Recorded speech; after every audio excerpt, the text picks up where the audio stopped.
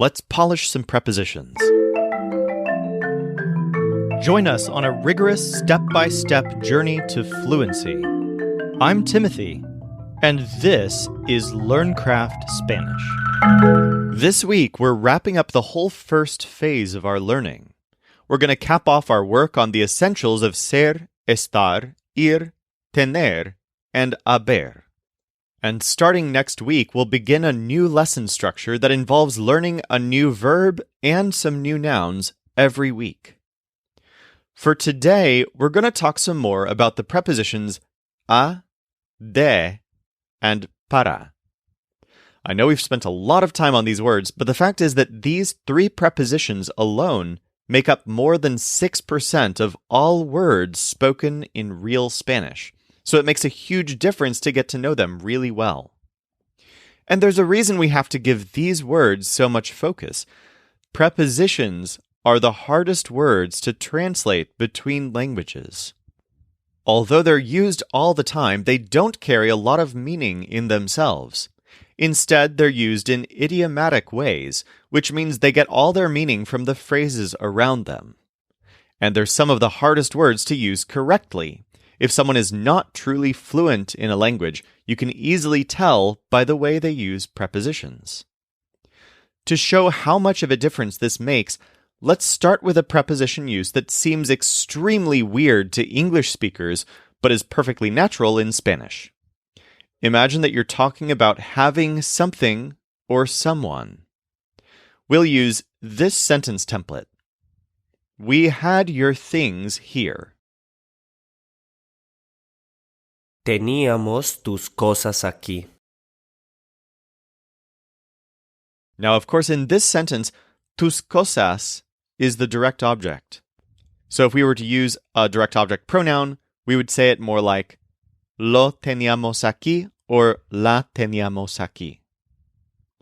But what if instead of a thing, what we had was a person? For example, we had the girl here. Here's how that would translate into Spanish. Teníamos a la chica aquí. For some reason, the preposition a has appeared right before la chica. By default, we would expect this to be teníamos la chica aquí. But with the a there, it sounds like we're saying we had to the girl here. What is this?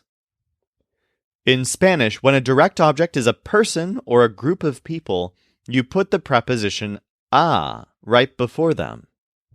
There's no literal way to translate this except by simply dropping the a when taking the sentence from Spanish to English.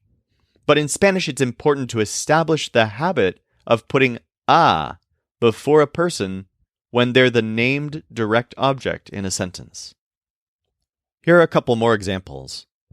The boy loves the girl. El chico loves a la chica.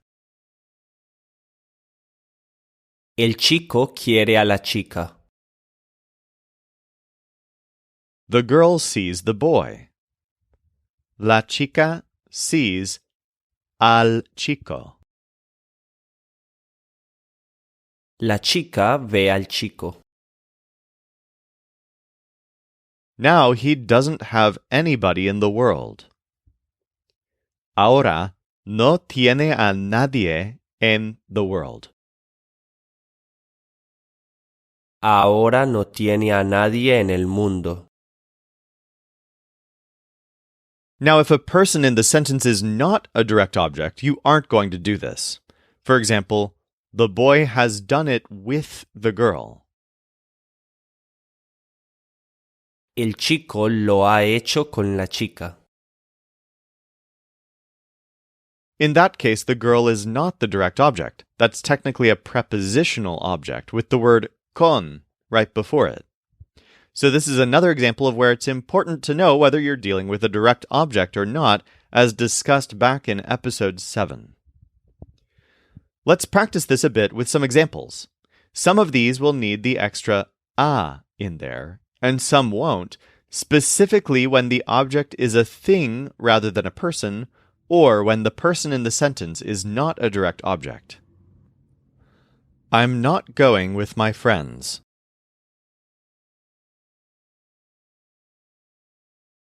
No voy con mis amigos.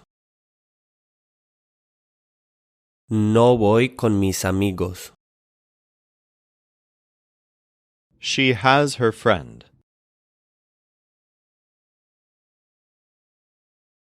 Tiene a su amigo. Tiene a su amigo. I saw my friends at the fair.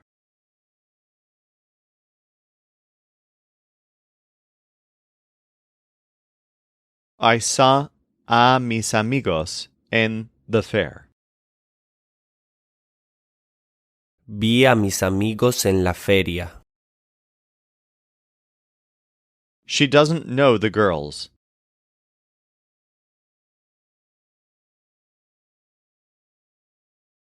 No, she knows a las chicas. No conoce a las chicas. I'm going to go with my friends tonight.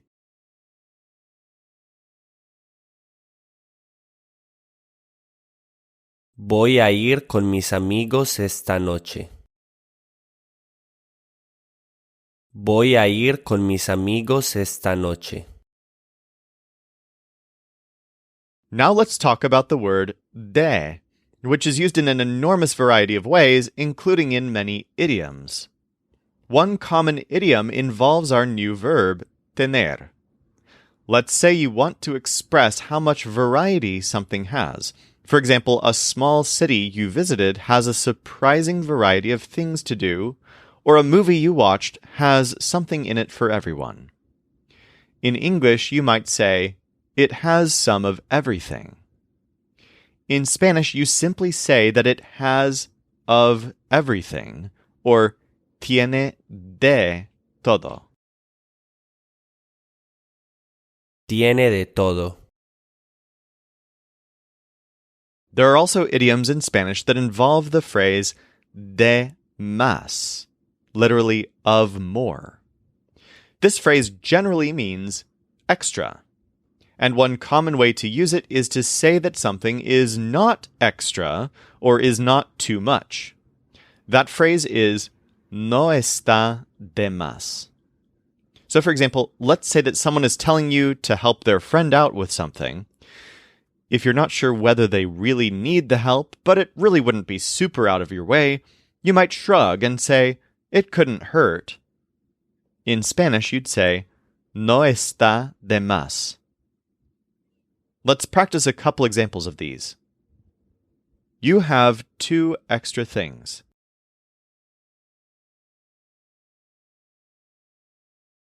Tienes 2 cosas de más. Tienes 2 cosas de más. It couldn't hurt to do that.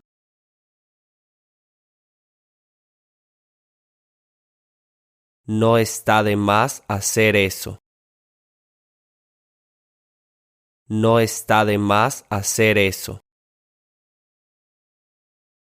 In the next one, the friend is feminine. My friend's house has a bit of everything.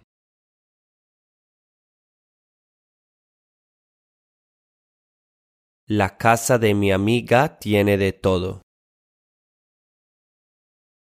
La casa de mi amiga tiene de todo. Next, let's learn a strange use of the preposition para. There's a very common idiom, para nada, which literally means for nothing or intended for nothing, but it's how you say not at all in Spanish. And as one last thing to learn today, here's the idiom for instead of. Spanish doesn't have a word for instead, so we need to learn some basic phrases that can be used in place of that word. Check this out.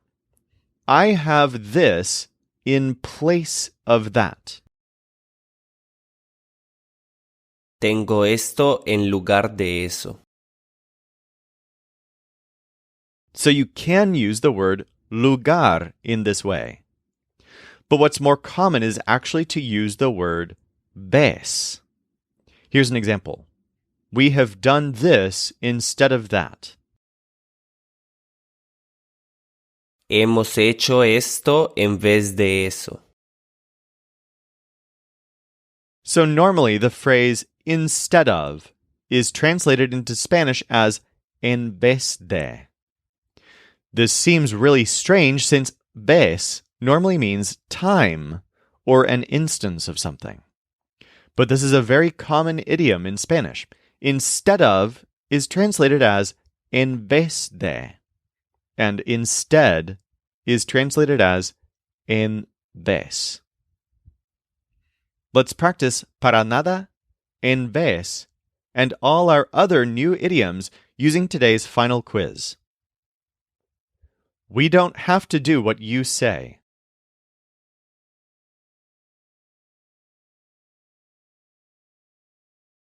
No tenemos que hacer lo que you say. No tenemos que hacer lo que dices. I'm going to face my enemies again.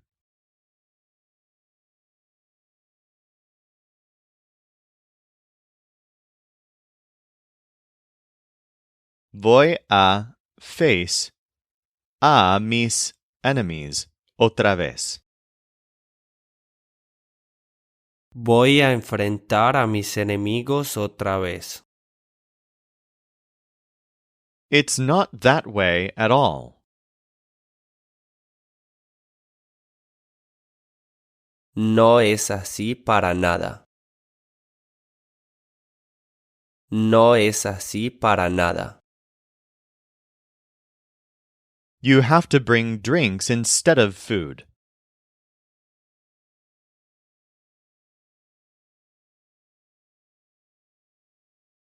Tienes que bring drinks en vez de food. Tienes que traer bebidas en vez de comida. Those things are extra.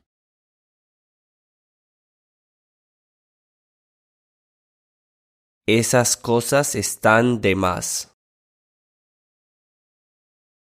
Esas cosas están de más. Go to the place and I hope you don't have trouble.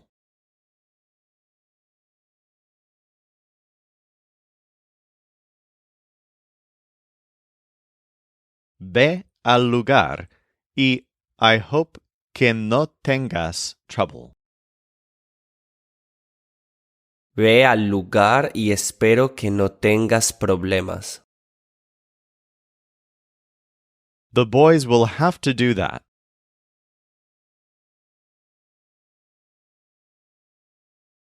Los chicos tendrán que hacer eso.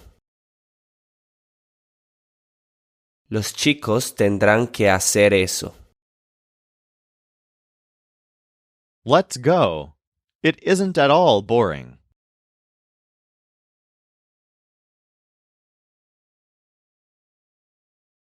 Vamos. No es para nada boring.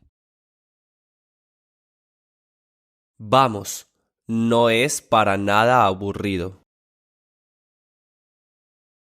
Back then, one had to do those things.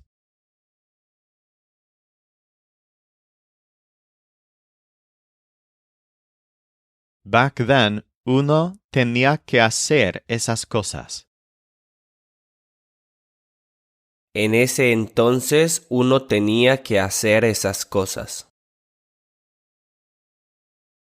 Have 2 books so that I have 3.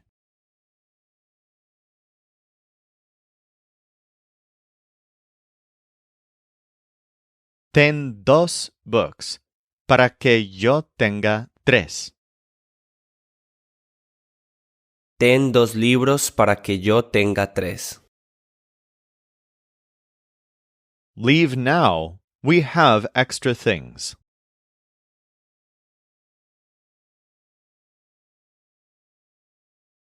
Vete ahora.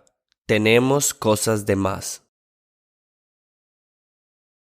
Vete ahora, tenemos cosas de más. This house is better because it has a bit of everything.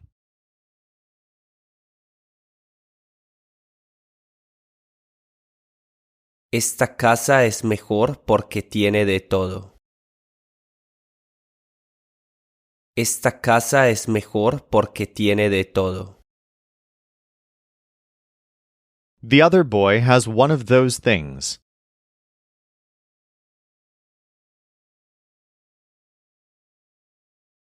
El otro chico tiene una de esas cosas. El otro chico tiene una de esas cosas. Let's leave. We don't know these guys.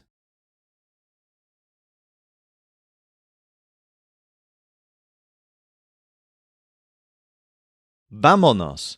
No, we know, a estos chicos.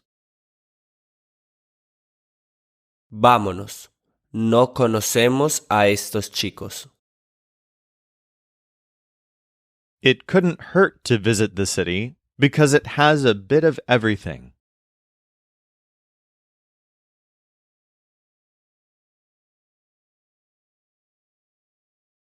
No está de más to visit the city porque tiene de todo. No está de más visitar la ciudad porque tiene de todo. In the next one, you're speaking to a group of people.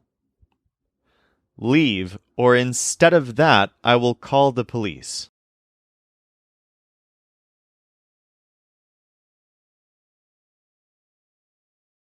Váyanse, o en vez de eso, I will call the police. Váyanse o en vez de eso llamaré a la policía. It couldn't hurt if both are here.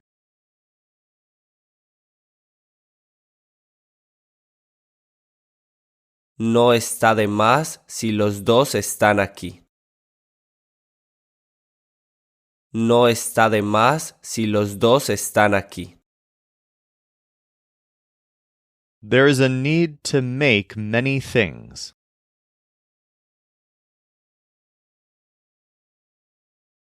Hay que hacer muchas cosas.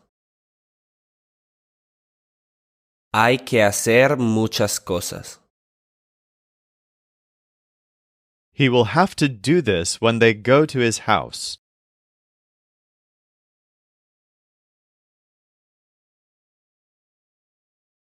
Tendrá que hacer esto cuando ellos vayan a su casa. Tendrá que hacer esto cuando ellos vayan a su casa. In the next one, use a formal voice. Leave because it's dangerous.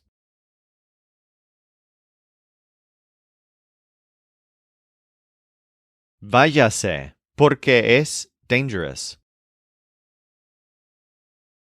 Váyase porque es peligroso. Get more practice with all of this at lcspodcast.com/56. Tomorrow we're going to take another quick visit to ser and ir, and we'll learn about a mysterious connection between them. This show is brought to you by LearnCraftSpanish.com. The Spanish voice in this episode was our coach Michael Agudelo. Our music was provided by the Seattle Marimba Quartet, and I'm Timothy, encouraging you to do the hard work of learning Spanish. Acquiring a second language is one of the most fulfilling things you can do, so start your fluency journey today at lcspodcast.com.